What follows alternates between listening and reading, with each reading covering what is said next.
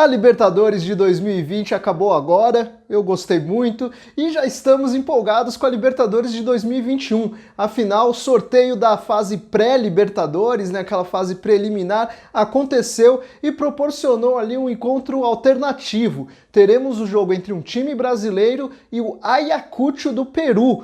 Um time novo, pouco conhecido, que eu vou mostrar algumas curiosidades depois da vinheta.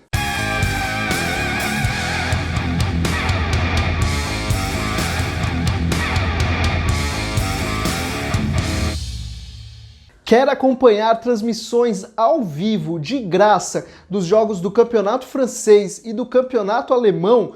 Baixe agora o aplicativo OneFootball. É só acessar o link que está aqui na descrição, baixar e aproveitar as transmissões e outras funções também do aplicativo OneFootball, como notícias, vídeos, mercado da bola, estatística, tempo real de partidas, enfim, baixe o melhor aplicativo de futebol da atualidade. O sorteio da Libertadores definiu que o adversário do Ayacucho será o Brasil 7. O que é o Brasil 7? É o primeiro time brasileiro que se classificar pelo Campeonato Brasileiro estando fora do G4, porque o G4 leva os times direto para a fase de grupos. Então o primeiro time que ficar ali fora do G4 acabará então se classificando para a pré-Libertadores enfrentando o Ayacucho do Peru. Ainda tem mais um time que se classificará pelo Campeonato Brasileiro para a fase de pré-Libertadores, e aí esse time vai enfrentar o Deportivo Lara da Venezuela, um time um pouco mais conhecido, também bastante novo, também um tanto alternativo, mas ele já disputou Libertadores, já disputou Sul-Americana, então a gente vai falar aqui mais do Ayacucho, que portanto, né, levando essas regras aí de classificação em consideração, tem mais chances de enfrentar Grêmio, Atlético Mineiro, São Paulo, Fluminense. São basicamente esses times que estão aí na briga para enfrentar o Ayacucho. Agora sim, vamos explicar um pouco da história do Ayacucho, né? Uma história curta, tem apenas 12 anos desde a fundação e nem sempre teve esse nome. Na verdade, ele foi fundado como Intigás, que é o nome da empresa do dono, né, do presidente do clube. E aí, em 2014, houve uma mudança para se tornar apenas Ayacucho, para gerar mais identificação ali com a cidade, né? A cidade de Ayacucho, na província de Huamanga, no Peru.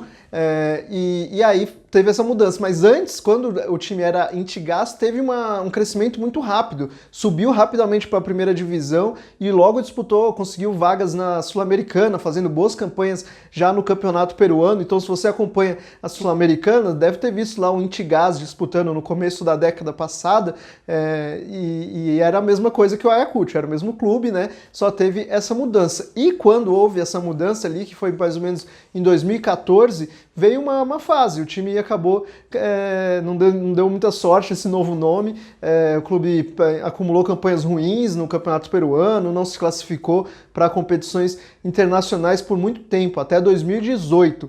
Isso só começou a mudar a partir de 2019, e aí em 2020 veio a grande conquista, o Ayacucho conseguiu ser campeão do torneio Clausura, né, que normalmente era chamado de Clausura, agora se chama Fase 2 lá do campeonato peruano, né, como se vencesse um turno. É um título nacional, né? E aí depois ele se classifica para fazer uma semifinal. Nessa semifinal, Ayacucho acabou perdendo e por isso veio para a fase de pré-Libertadores, né? Não foi o campeão peruano, mas conseguiu um título nacional e aí garantiu essa vaga, essa estreia na Libertadores. Agora, a grande curiosidade é que o Ayacucho ficou sem estádio para disputar a Libertadores.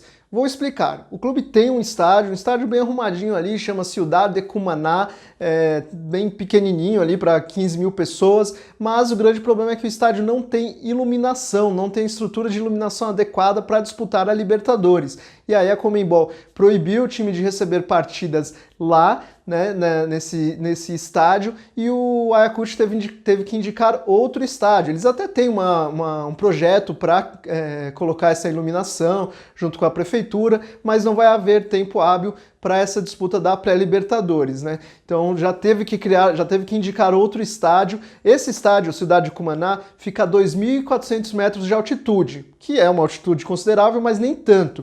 Eles mudaram para Cusco, que aí tem uma altitude de 3.400 metros, né, um estádio maior e com uma altitude maior. E foi cogitado, os jornais cogitaram, a diretoria cogitou ainda levar o jogo para Juliaca, aquele é 4.000 metros do mar, né, o jogo é quase no céu.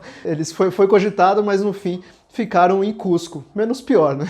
Agora, falando do time em si, do Ayacucho, é um pouco difícil até analisar assim a qualidade do clube, primeiro porque ele não está jogando, está apenas treinando e está com dificuldades até para treinar. Por causa da Covid-19, lá alguns treinos no Peru às vezes são cancelados, adiados e tal, ficam apenas nos treinos virtuais, a pandemia está bem grave por lá, né? E aí eles estão com essa dificuldade, mas eles pretendem agendar amistosos, aí tem cerca de um mês ainda de preparação, pretendem agitar amistosos até a estreia na pré-Libertadores. E outro problema também é que houve uma mudança de técnico. O técnico que venceu a fase 2 lá do Campeonato Peruano saiu, entrou um outro argentino, né? O que venceu era argentino, entrou um novo, agora Walter Fiore, e está tocando um novo planejamento.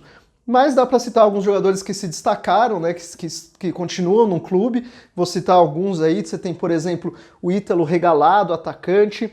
Tem o Carlos Olascuaga, centroavante, tem o Robert Ardiles, meia, um meia baixinho, e o Mizun Kina, defensor também de qualidade, destaque do time. Esses são alguns jogadores do time, mas realmente é preciso esperar um pouco para falar sobre a qualidade do elenco e tudo mais. E a gente vai continuar falando, né? Com certeza acompanhando o Ayacucho nas nossas redes sociais. Fica o convite para você acompanhar, seguir, curtir as nossas páginas e aí ficar de olho no Ayacucho.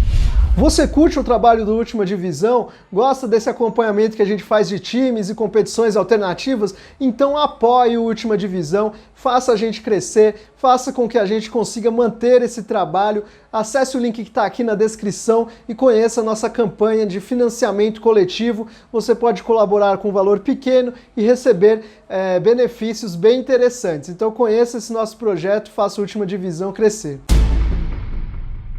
E como eu disse no começo, um time brasileiro também enfrentará outra equipe alternativa, que é o Deportivo Lara. É um clube que tem apenas 11 anos também, muito jovem, mas já conquistou mais algumas coisas, né, a mais do que o Ayacucho. Ele já venceu um campeonato venezuelano, tem um título nacional de fato, né, venceu também torneios Apertura, Clausura ali do campeonato venezuelano. Então é um time um pouco mais tradicional, até também em nível continental, porque já participou de 3 Libertadores e de 5 Sul-Americanas. Mas, né, a gente sabe, times venezuelanos normalmente são mais fracos, né, mais frágeis, e você lembra, por exemplo, que em 2018 o Deportivo Lara tomou 7-2 do Corinthians na Libertadores. Perdeu os 2 jogos para o Corinthians e perdeu um deles por 7-2, né? Então, e a gente tem, assim, uma análise, claro que ninguém aqui vai dizer que acompanha o campeonato venezuelano, mas tem como ter noção que o Deportivo Lara não está nas melhores fases, porque se classificou apenas como 3º colocado do campeonato venezuelano, não foi o campeão, então não é o melhor time da Venezuela.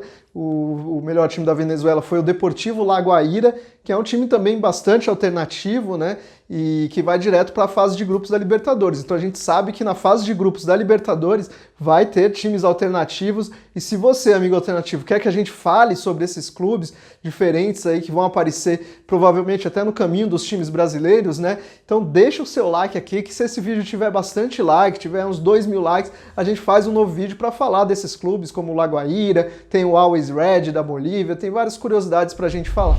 E o que vai acontecer com o time que passar desse confronto entre equipe brasileira e Ayacucho? Vai enfrentar o vencedor do duelo entre Del Valle e uma equipe chilena a ser definida. Então pode ser um confronto difícil aí, né? O Del Valle a gente não sabe ainda, teve troca de técnico aí, não sabe exatamente como tá, mas é uma equipe que tem uma estrutura, um projeto interessante, deve vir forte. E uma equipe chilena também é um possível adversário duro, né? Normalmente vem uma equipe tradicional aí pela frente. E o outro brasileiro que disputar a fase pré-Libertadores, que enfrentar o Deportivo Lara, se passar, vai enfrentar San Lorenzo da Argentina ou uma outra equipe chilena. Então, também uma pedreira, né? Então, digamos assim, o caminho dos brasileiros é enfrentar uma equipe pouco tradicional, sendo Ayacucho ou Deportivo Lara, e depois, possivelmente, enfrentar uma pedreira, sendo Del Valle, São Lourenço ou uma equipe chilena.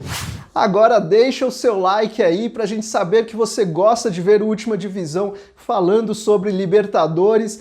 Tem realmente vários times alternativos disputando a fase de grupos e se você curtir a gente faz um novo vídeo sobre isso, porque é mais pra frente, né? Porque a fase de grupos só vai começar lá em abril. No mais, se inscreva no nosso canal, ative as notificações para acompanhar os novos vídeos que estamos preparando, compartilhe esse vídeo e deixe seu comentário aí, seu palpite sobre quem vai se classificar para a fase de grupos da Libertadores. É isso, amigo alternativo. Acompanhe a gente nas redes sociais e até a próxima.